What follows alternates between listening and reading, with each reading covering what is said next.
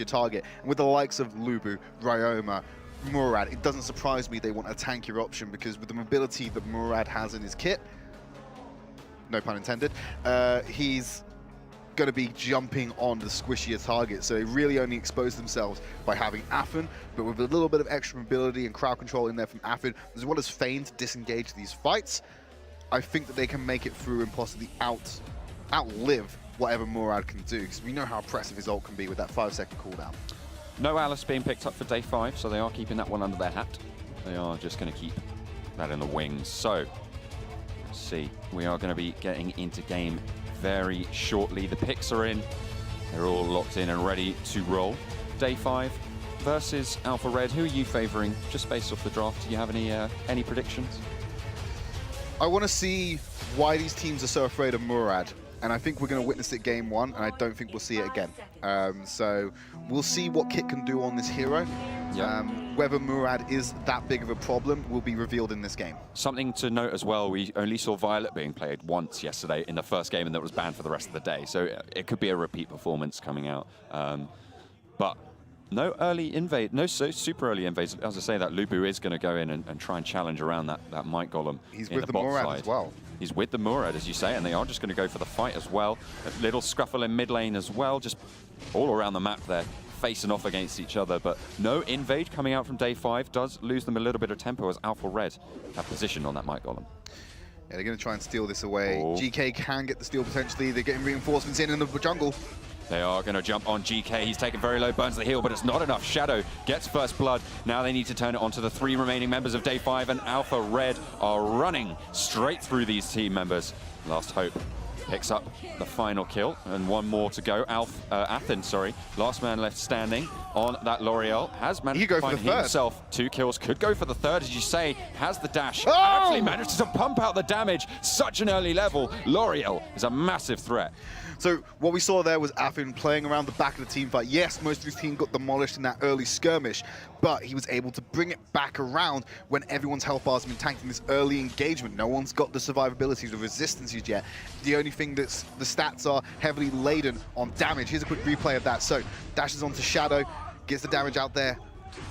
He's hovering around, he's got the cooldowns, just wants to get a little bit of mana with the restore, and the fade away auto attacks will finish him off.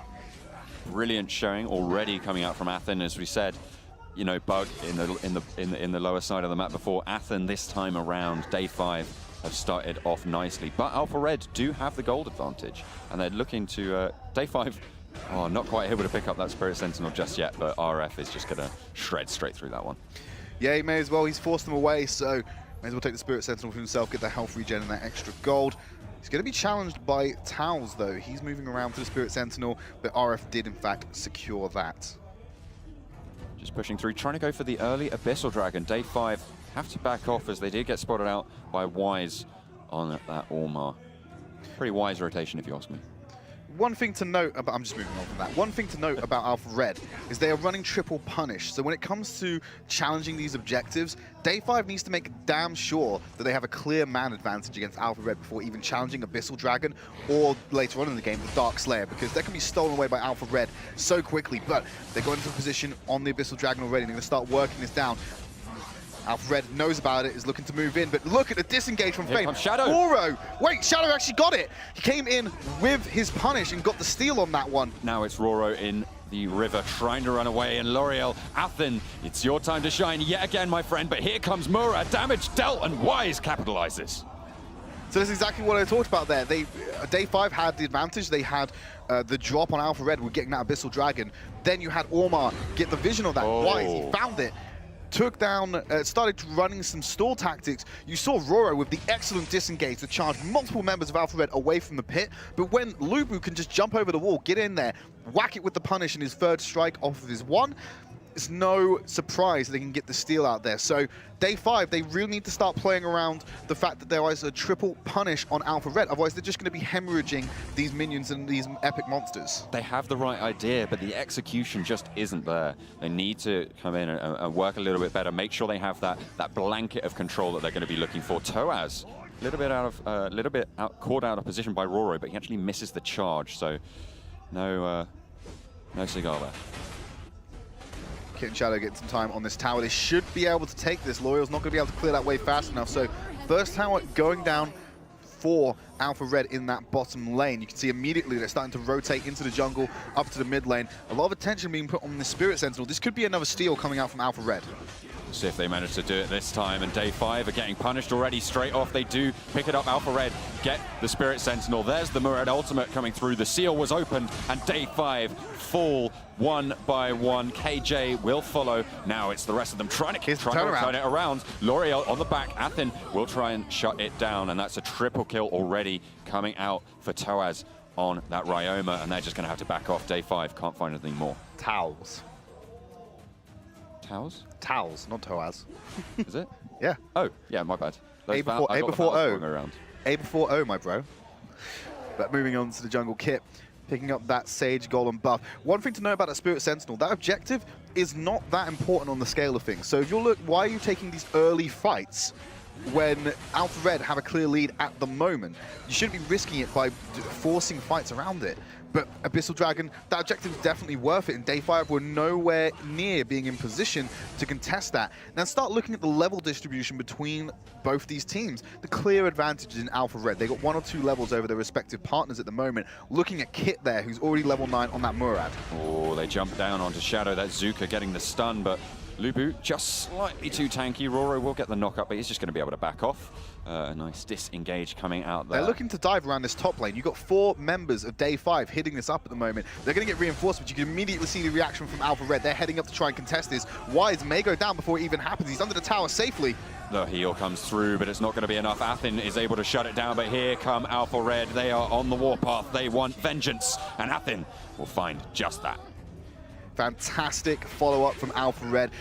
The lack of vision that was had by Day 5 around that play was too risky to pull off, and now they're just accelerating Alpha Red's gold lead. 5.2k, soon to be more when they take this tower.